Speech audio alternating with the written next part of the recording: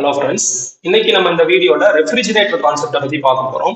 இந்த ரெஃப்ரிஜிரேட்டர் அப்படிங்கிற கான்செப்ட் எப்படி இருக்கும்னா எக்ஸாக்டா ஹீட் என்ஜினுக்கு ஆப்போசிட்டான ஒரு கான்செப்டா இருக்கும்.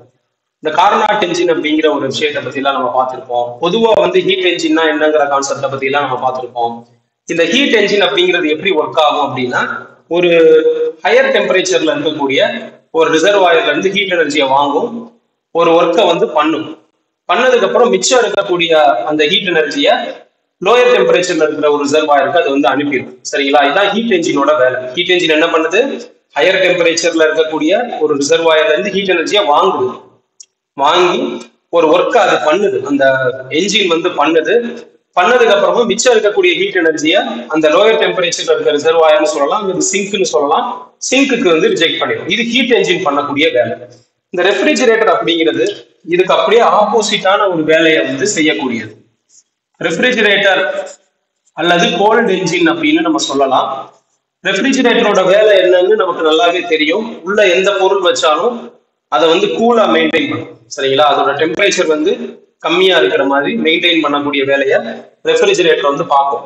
இந்த ரெஃப்ரிஜிரேட்டர்ல பாத்தீங்கன்னா, ரெஃப்ரிஜிரேட்டர் அப்படிங்கிறத நான் இங்க போடுறேன். ரெஃப்ரிஜிரேட்டர்னு போடலாம், இல்ல கோல்ட் என்ஜின் அப்படின்னு சொல்லி போடலாம், இல்ல ஒர்க்கிங் சப்ஸ்டன்ஸ் அப்படின்னு சொல்லி கூட சில புக்ஸ்ல போட்டிருப்பாங்க. எப்படி இருந்தாலும் ரெஃப்ரிஜிரேட்டர் இதுதான். ஸோ ரெஃப்ரிஜிரேட்டர் இங்க higher temperature reservoir, higher temperature reservoir.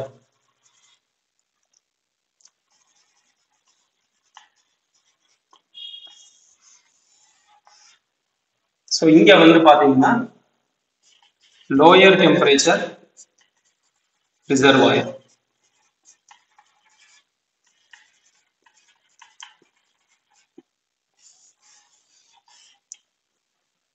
So எப்படி ப்ராசஸ் நடக்குது அப்படின்னு பாத்தீங்கன்னா, லோயர் டெம்பரேச்சர் ரிசர்வாயர்ல இருந்து ஹீட் எனர்ஜி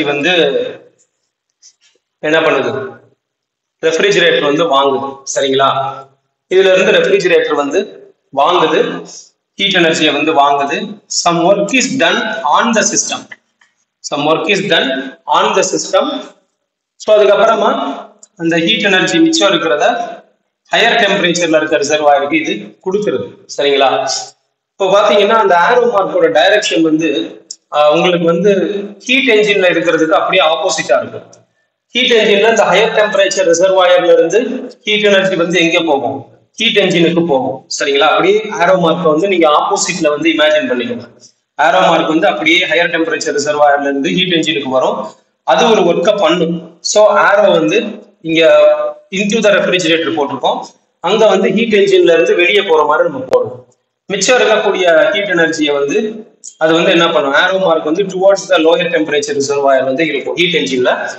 இது கோல்ட் என்ஜின்ங்கிறதுனால, ரெஃப்ரிஜிரேட்டருங்கிறதுனால ஆரோ மார்க் அப்படியே ஆப்போசிட்டா இருக்கும். ஸோ இது அந்த பிளாக் டயக்ராம்.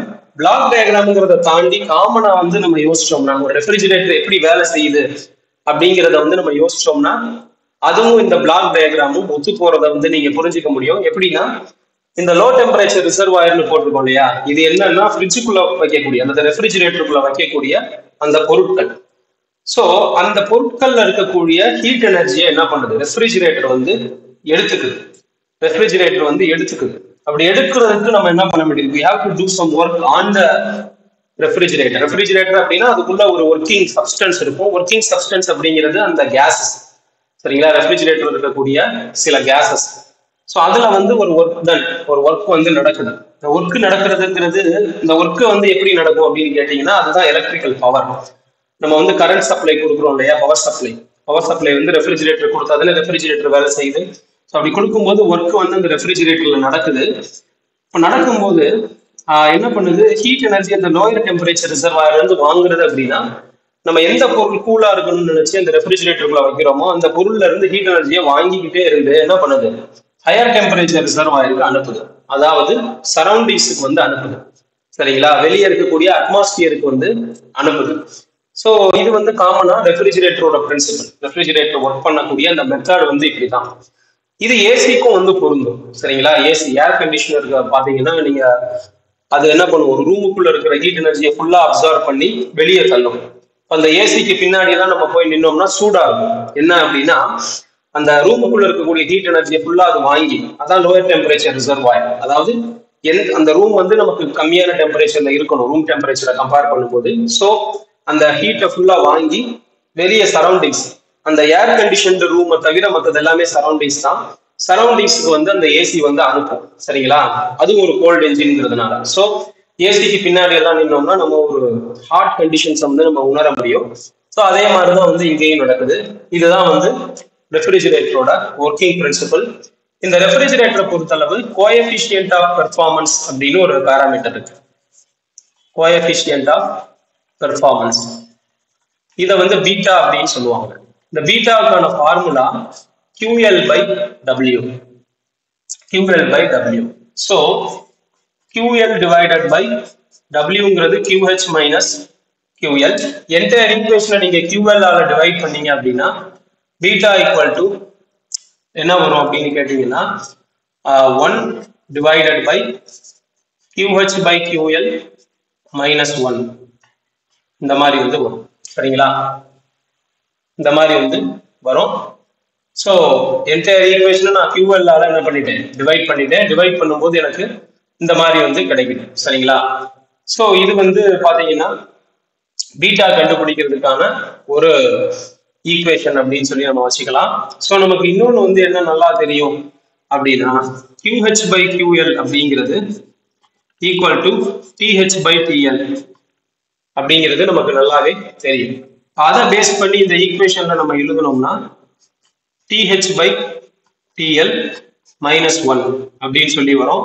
இதை சிம்பிளிஃபை பண்ணும்போது TL by TH minus TL இப்படியும் ஒரு ஈக்குவேஷன் வந்து இந்த கோஎஃபிஷியன்ட் ஆஃப் பெர்ஃபார்மன்ஸ் பீட்டாவுக்கு வந்து நமக்கு கிடைக்கும். சரிங்களா, so beta equal to QL by QH minus QL, அதே மாதிரி TL by TH minus TL அப்படின்னு கூட வந்து போடலாம். இந்த பீட்டா வேல்யூ வந்து பொதுவா ரெஃப்ரிஜிரேட்டர்ஸ்க்கு 5ல இருந்து 6 வரைக்கும் வந்து இருக்கும். இந்த பீட்டா வேல்யூ பொதுவா வந்து ரெஃப்ரிஜிரேட்டர்ஸ்க்கு இருக்கும். அந்த கோஎஃபிஷியன்ட் ஆஃப் பெர்ஃபார்மன்ஸ் வேல்யூ அதிகமா வர வர நமக்கு வந்து அந்த ரெஃப்ரிஜிரேட்டர் வந்து நல்லா இருக்கு அப்படிங்கிறது அர்த்தம். அதோட பெர்ஃபார்மன்ஸ் வந்து நல்லா இருக்குங்கிறது தான் வந்து அர்த்தம். சரிங்களா, இதான் வந்து ரெஃப்ரிஜிரேட்டர் சம்பந்தப்பட்ட கான்செப்ட். இந்த வீடியோ உங்களுக்கு ஹெல்ப்ஃபுல்லா இருக்கும்னு நினைக்கிறேன். வீடியோ ரிலேட்டடா உங்களோட ஃபீட்பேக் ஏதாவது இருந்ததுன்னா கமெண்ட் செக்ஷன்ல சொல்லுங்க. தேங்க்ஸ் ஃபார் வாட்சிங் திஸ் வீடியோ.